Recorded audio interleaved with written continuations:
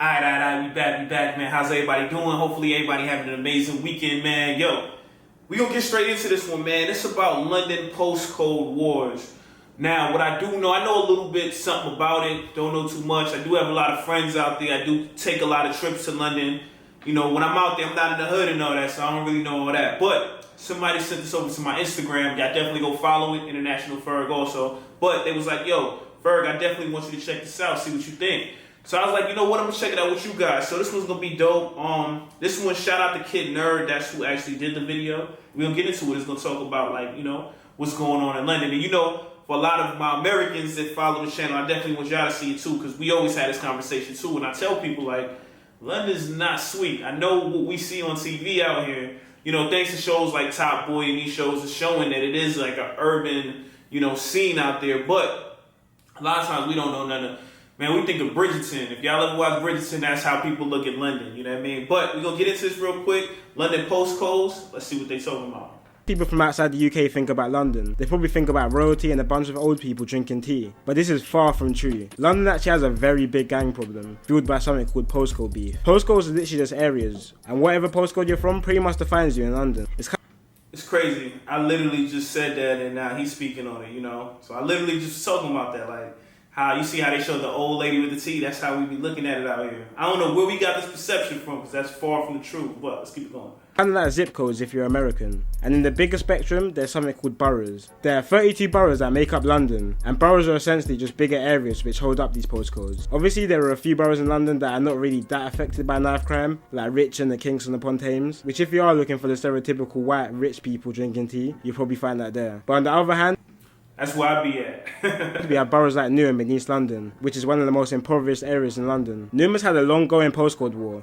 which has literally divided the borough into two sides, North Side and South Side Newham. North Side are built up with the postcodes E15, E13, E7, while South Side is built up with E6 and E16. This divide started in 2009 when a boy called Stephen Lewis was stabbed to death outside the party in the borough. Stephen Lewis lived in the E13 postcode, whereas killers lived in the E16 postcode. It's crazy how online, like, you can just get this information that probably is information everybody shouldn't even be getting, you know? This then left the remaining postcodes in the borough to pretty much pick a side, and the whole borough has been at war ever since. One murder that really ignited this beef recently was a 14-year-old called Corey Davies. A Range Rover circled the park twice in the E7 postcode before aiming a shotgun at a crowd of boys including Corey. The boys started to run away, but Corey froze up and was shot in the head, while his other friend was shot in the leg. Corey grew up in council houses, which are pretty much houses for low-income families provided by the government, so his family would not have much of a choice on where they would be placed, and more than likely it would be in a high knife crime area, like E7 where he lived. This shooting was a retaliation hit from Southside members, after one of their members called Young Diz was shot and stabbed 16 times, but managed to survive.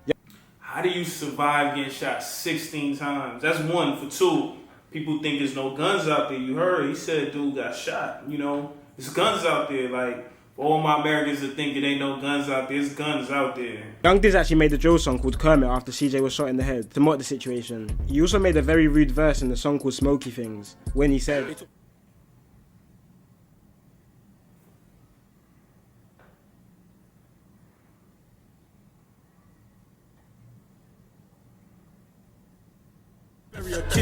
which is quite worrying considering this guy is 23 and he keeps on dissing a dead 14-year-old. Kinda like the Tuka situation in Chicago. Young Diz's real name is called Isaac Donker, and he's currently serving 12.5 years for a kidnapping and torturing a 16-year-old drug dealer after he ran off with his drug supplies. Young Diz filmed the teen on the Snapchat while he was kidnapped with plastic bags over his head and forced him to strip while being badly beaten up. Young Diz would actually recruit a lot of these young people to do a lot of dirty work for him. He would target kids as young as 13 from a nearby borough called Barking and Dagenham, and would buy them food and give them money to do criminal activities for him. He even made a set of youngers called YACG, which stands for Anyone Could Go. These teens are mainly from the Barking and Dagenham borough, but they rep the E6 postcode, where Young Diz is from. So we even have kids from the outskirts of London that are willing to kill for an area they don't even live in. Deaths like Corey's have now left young teens in each area wanting revenge for their friends.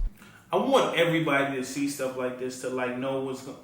I just like when people are informed and know what's going on. Like, a lot of people, they so misinformed, and I hate when I hear, especially like with the artists. I cover a lot of, you know, artists in the UK, and the thing I get the most out here is like, yo, they not really like that, they don't know, and I'm like, yo, like, stop being biased to, or naive to what you only know.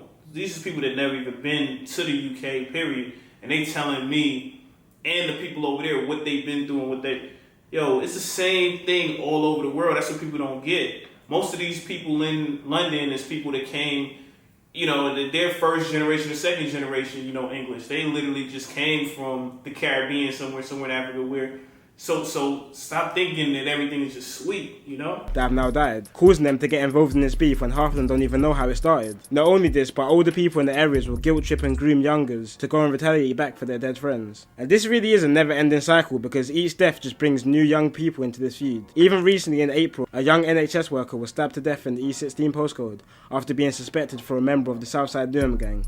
So it's even getting to the point where people can't even walk their streets anymore after a certain time, because if a gang sees them on a ride out, they're stabbing first and asking questions later. You don't even have to be involved at this point. But before we get into all this, let's go back to the origins of gang culture in London. During the 1950s after World War II, an influx of Jamaican immigrants started to move to the UK in hopes of a better life. They were called the Windrush generation, and this was basically the UK government's plan to help rebuild the UK after World War II. This allowed Jamaican immigrants to find work in the UK. So that's how most of the Jamaica, because a lot of people, we don't understand how Jamaica has such a powerful impact in London. We don't understand that, because we think of Jamaican immigration, we think of Brooklyn, and but I think this little migration was bigger than any other one for Jamaicans, if I'm not mistaken. But also opened the doors for a lot of Jamaican drug traffickers who found a new market to sell their product. This created a surge in drug users in the UK, and in the 80s, Yardie's gangs were starting to form in major cities in England. These gangs set up something called county lines. County lines are essentially just trafficking drugs into rural and more smaller towns in the UK. So a lot of these gangs that were in London would send members from their gang to start selling drugs in smaller towns in the UK, pretty much just to find new customers. And this still goes on today and is a major problem, because most of these people that would be sent out are kids as young as 11. Older gang members from the area will groom the kids with little bits of money and gifts, which would then be used against them later for favours, like sending them out to sell drugs. These drug operations started causing frictions, so often there will be many tat-for-tat killings from these Yardie gangs to protect their drug lines and their territory. In the 90s, these gangs started to become area-based, and an early example of an area gang would be the Tottenham and Hackney, who operated in North London in Tottenham. They had beef with the Hackney boys, who are based in North East London in the borough of Hackney. That beef was going on for quite some time, but now both gangs have split into many little gangs that now beef each other. The Hackney boys are completely split and have this Kid Nerd dude he know a lot. I'm not gonna lie. Y'all definitely go subscribe to him, man. This looked like a documentary that was like BBC written, around 7 different gangs that have been branched out of it, which obviously all beef each other for whatever reason. And the Tottenham and them are now split into a few gangs in the Tottenham area, but the main two are OFB and MPK, which some of you have probably heard doing drill music. OFB are from the Broadwater Farm Estate in Tottenham, and MPK are from the Northumberland Park, which is literally 5 minutes away from each other. OFB and MPK have had a very on and off relationship, but even recently they used to be heavily linked. This all changed due to a murder case of a rival gang member from Wood Green called K1. The OFB and MPK gang rid out in broad daylight with their bicycles to their rival's area outside the cinema complex in the full sight of civilians, and stabbed and shot K1 dead in front of crowds. Here's a little footage of the carnage that happened. That's crazy that out there y'all be having mad footage. If it ain't the CCTV, it's just mad cameras. Somebody filming it right there though. You can see him through the reflection.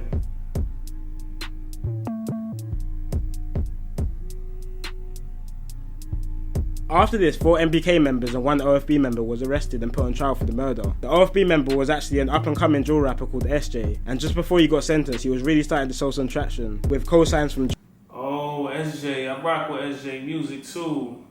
Oh, that's wild. Drake, and over 10 million views on this song, which is very rare from a new drill artist. It turned out that one of the MPK members actually snitched on the rest of the members, and they were all sentenced to life in prison. Which is even sadder when you find out all these people that were sentenced were under the age of 18, with the exception of 1. This situation turned into many sneak disses from OFB and MPK members on social media and drill songs.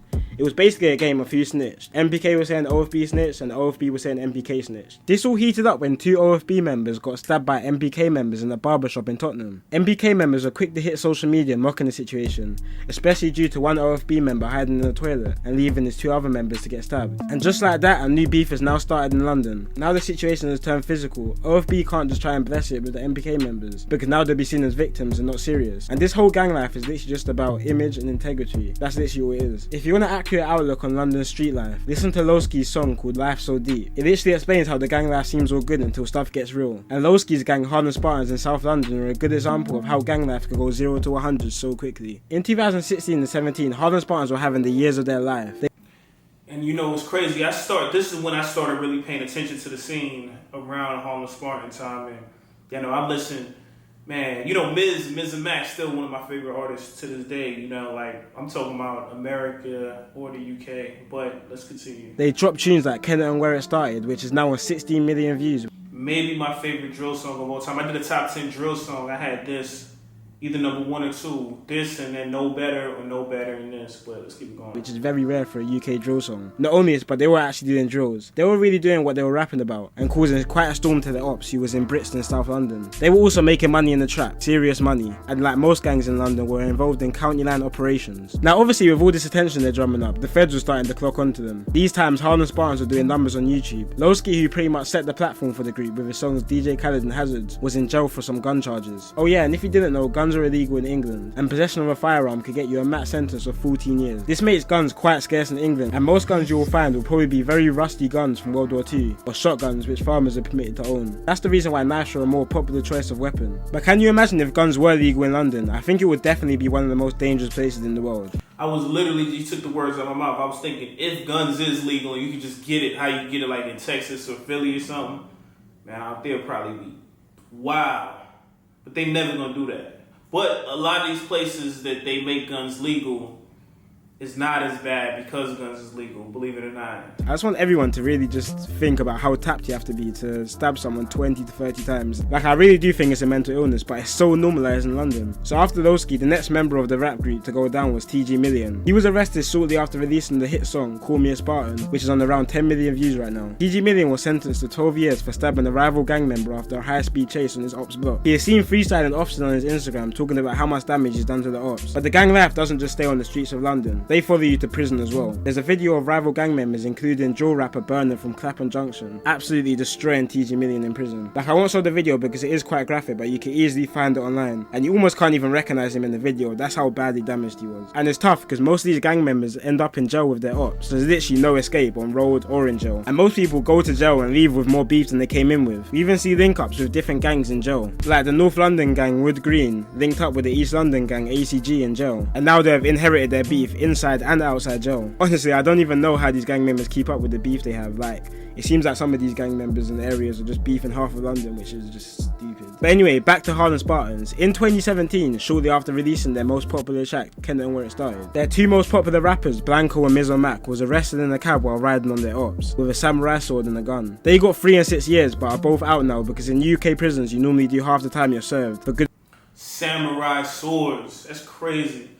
I never heard somebody having a samurai sword before. behaviour and just to clear out the prisons quicker. But this put the group on hold for a bit musically, but the beef was still popping as ever. In 2018 it all really started kicking off, and in May Harlem Spartans affiliate GB was shot dead while playing football in the park. He was only 17 years old and was from a group called Moscow 17. These guys are literally from an estate 7 minutes away from the Harlem Spartans block. Harlem Spartans and Moscow were still grieving the loss when 2 of their members were riding out on their ops block for revenge. A Harlem Spartans member called SA spotted some rivals in the car and drove up close and aimed his gun at them. The gun jammed while trying to shoot and he was stabbed in the chest and died on the scene. He was then pushed off the ped by the Moscow member and left to die. 3 months after this, Moscow 17's leader was stabbed to death in the same location where the other member GB died, which is even more ironic because Incognito was there when GB died, and rival gang members even said the bullet was meant for Incognito and wasn't even meant for GB. Just before he got murdered, Incognito actually beat a murder charge. He was arrested for the murder of a Zone 2 affiliate called Abs. Zone 2 are their main ops, and Incognito raps about the murder charge in a song called Blessed. So now Harlem and Moscow just lost 3 members in 4 months, and they were really starting to get mocked by their ops heavily. And even fans were starting to comment on Harlem Spartans members pretty much saying ride for your dead friends. But the thing is, all these fans think they know about what's going on in the streets from drill pages and songs, but they really don't. Not even the slightest. They even think all these deaths and stabbings are just fun and games, but don't really understand that mums are crying and lives are ruined from all this.